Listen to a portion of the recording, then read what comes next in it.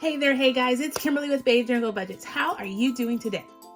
Okay, so I keep getting the same question. I know a lot of budgeters do, like, how do you start? And so, I don't think that you need to go through and get all these binders and just kind of rummage your way through. There's a fundamental practice that I wanted to kind of put in layman's terms, the way I understand it. Now, every budgeter does it differently. I'm not saying that I am like some sort of guru, that my way works better than others. It just works for me. And so I wanted to kind of give my 2 cents into the answer. How do you start?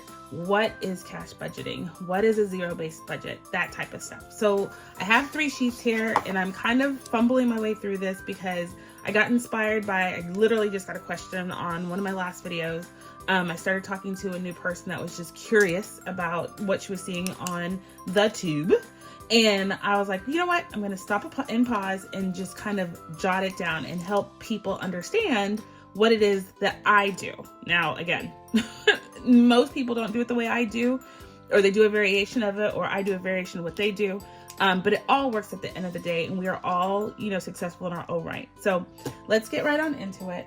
So the way that I started out, every month, I know that I have a set amount of fixed expenses coming at me, right? Like, these companies are coming at me whether I have money or not. Those fixed expenses have money, right? Like, I have to pay money to that no matter what. So that is what I call defined expenses. Fixed expenses, defined. They already know what they're going to take out. Give or take some dollar bills, like utilities, it ranges based on usage, but for all intents and purposes, it's a fixed expense. Then I have variable expenses. Variable expenses are still defined, but don't occur regularly. Like, every month on the 15th, they're not coming at me. It may vary, and then it may happen at different times. So I think of things like groceries. That's variable to me. Eating out, I'm gonna do it, but I don't know when and how much that's gonna be. I can kind of gauge it based on my budget, whatnot, but I still define that as money spent. So things like kids' activities or family activities, I know I'm gonna go do stuff, or things like that you can anticipate. That's my variable expenses. Again, still defined, but not as regularly syncopated month to month. So those are my expenses, right? And then that money is all defined. So we can go through and budget this. This is what you're budgeting, right? But once you're done with that budget, there's a certain amount of dollars that are undefined. Undefined. Pardon my handwriting. Undefined. Those undefined dollars are where it gets tricky, y'all. That is the part that needs control. It needs accountability. It needs guidance. Okay?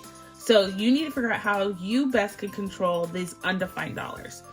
How you can hold yourself accountable when you come across those dollars, and how you can help guide it month over month, day over day. Make sure that it's going the route that it needs to go to hold you and your family financially secure. This right here is the hard part. This up here is easy, right? Like, it's kind of mapped out for you the way you live your life. I'm not telling you to change anything about this. Yes, over time, once you get to understand and appreciate what this is for you, you can start to cut things out and have more of this. So this undefined amount typically goes to savings, right? You invest it.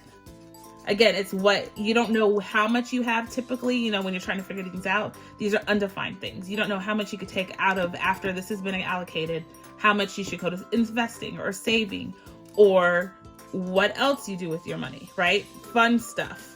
Anything like that, like going to a concert, was unplanned, but you have this fluid money. You have that money in your purse, in your bank account, like, ooh, I'm rich. I got money. I can go spend it. Let's go out to eat. Let's go do whatever we want to do. Let's go do it. Unplanned, right? These things are considered undefined, right? And because of that, that's where you get in trouble. So this whole process helps you to actually define these undefined dollars. So what do we do to help mitigate the risk of spending that frivolously? Well, we have savings challenges and games, right? I like to call them savings challenge and games because Some of them are like saving challenges, like scratch offs and like just the trackers, and you just color in, put $5 away, those type of things. But then there's actual games that you can play. And the reason why we do this is, yes, you could go and put it directly into your savings account and call it a day. How often do you do that? Without it being automatically taken from your paycheck, how often you say, ooh, I have $5 in my bank account. Let me go put that to the savings account. I'm going to go with mostly almost never. And I'm not saying it to judge you. It's just the way we live, right? We don't sit there and think that $5, I should save that. That $5, let me tuck it away. Let me give it a purpose, even though there's no purpose right now that I need it for today. Let me go in and just put it away. No. We don't do that. $5, I can go get a Starbucks and be happy. Let's just move on with my life. And that's okay. But this cash process makes you start to think, well, maybe if I just put that $5 away, I can have it for later when I actually do need it. Case in point. So we do saving challenges because they're fun. There's no other rhyme or reason about it. And you start to have small wins, right? Small wins make you more successful. It's just a school of thought that it actually works. Okay, so once you have this saved up, it's still not defined, right? These are just small wins of putting money away for a purpose later defined.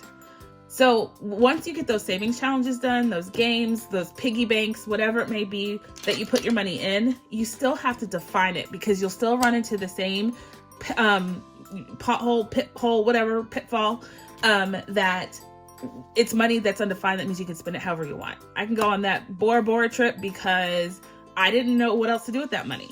Well, this is where the other part lies. You need to put it in what we call sinking funds. Sinking funds. If I can spell. Sinking funds help you to define money, one, and then save it away by giving it a purpose. Save by giving purpose. I can spell, y'all. There we go. So the sinking funds, you can take all of this money right here and put it away in the sinking funds. So what's some example of sinking funds? Well, we have high priority sinking funds, and you've heard the term maybe across the budgeting community. The high priority sinking funds are things that you know you will encounter at some point. They're not regular, they're not defined necessarily. They can be, but those means are like buffers, right? Like, so groceries is a defined for me, but I have one in my sinking fund, but because it's a buffer. If I go over on my grocery shopping and it's more than what I've budgeted, I go into this high priority sinking fund for groceries, and I pull from there to meet the need, the difference. So that's a high priority for me, because we know that we're going to grocery store and these chicken eggs, for some reason, cost more today than they did a year ago. And because of that, and I might not allocate for that change in cost, I need to have a backup plan. This is my backup plan. So another example of a high priority is car maintenance. You know you're going to need a tire rotation. You know you're going to need an oil change. You know that if you have a car, that car's going to break down for some reason, and it may not be covered by your warranty if you have one, or heaven forbid you don't have an extended warranty and you have to come out of pocket for that.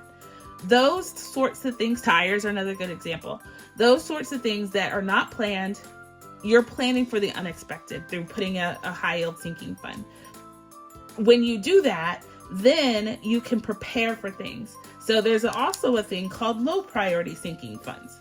Low priority sinking funds are for the more may happen, may want to do certain things, the may situations, and things like travel.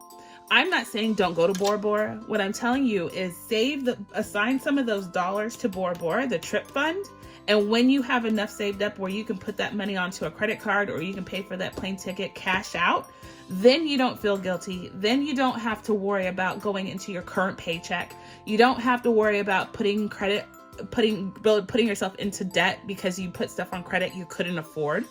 This allows you to save up money so you can afford it. You can get on that plane, have that Mai Tai on the plane, get all wonked out, and absolutely no guilt financially. Now, I'm not telling you to go get sloshed on the plane, but my point is, it is not your burden anymore from a financial perspective because you've taken the responsible route and saved for that. So Dave Ramsey, whether you're a fan or not, he talks about the fact that you shouldn't buy a car unless you can pay for it cash out.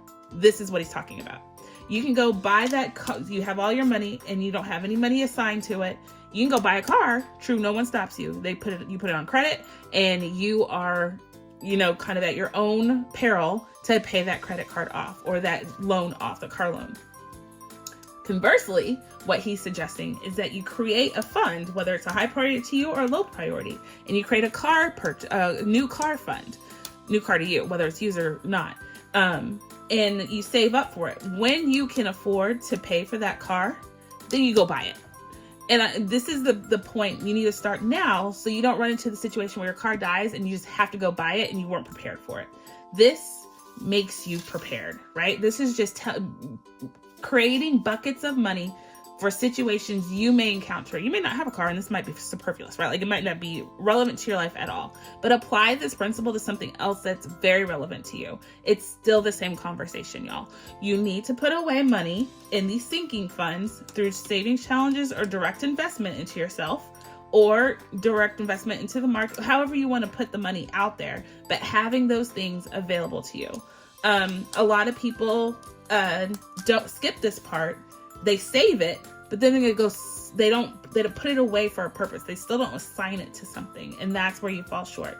So that's where I start. And if you understand this fundamental principle of why and how you budget and what you do with your money, when they say assign your money, give your money a purpose, give it a job, then you can start to tailor this to your own. And that's what budgeters do. All budgeters have tailored it to their own. They have different binders because they know what's coming up for them, what's important to them.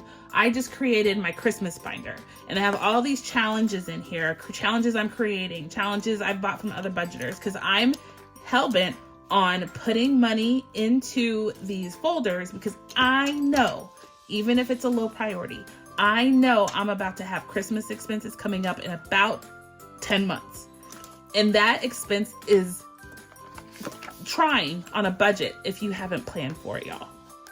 So I put money away for Christmas, and I know that when that time comes, I'm going to come in this binder or the virtual account that I'm putting this money in, the high yield savings account. I am going to put that away. I'm going to dig into that when the time comes, and I won't be coming out of my current paycheck. I won't be putting it on credit cards. Sorry, I changed ink in my printer and I have ink all over my hands. But I'm going to be going into the funds of which I save for, and not my everyday money that I need to put away and it's already been allocated. A lot of it's already defined and spent for me, right? So I cannot afford to go into this money to pay for something I know is coming up later. I pray that makes sense to you, and that this kind of layman's explanation helped explain what it is that we are doing with this whole cash budgeting system. We're not flaunting money around. We're not up here counting money in front to floss or to say that we are rich, because most of us are not. We're just trying to show you how to be responsible with the few dollars you got. That's it. So, everybody has money. It's not a FUPA thing to get on, on the YouTube and start counting money, on camera. That's not a fail point. But what we're trying to convey is that of the little dollars that you have, just do little things with it to make it fun. Do these savings challenges, go to these Etsy shops, and I'm not telling you to spend all your money, or create your own, more importantly, and go and try to figure out ways to make it fun, to put those little $5, $10 away, as opposed to going and spending it, on the retail shops. Okay, I'm going to stop there because I can go literally all day. Hopefully this helped you. Please leave a comment below. Please make sure that you engage with me. If you have any questions, other budgeters out there, if I got any of this wrong or you want to expand on anything, please let me know. I'm willing to talk through it and willing to learn myself, right? Like, this is an evolving process. So if you are curious of anything, leave a comment down below, and I ask anybody. I will engage with you in comments. And then I'll do this again if there's more explanation to be had. All right, y'all have a blessed day. Y'all be kind, be gracious, and be the reason someone smiles today. It'll change your whole perspective of the day. All right, love you. I'll talk to you later. Bye.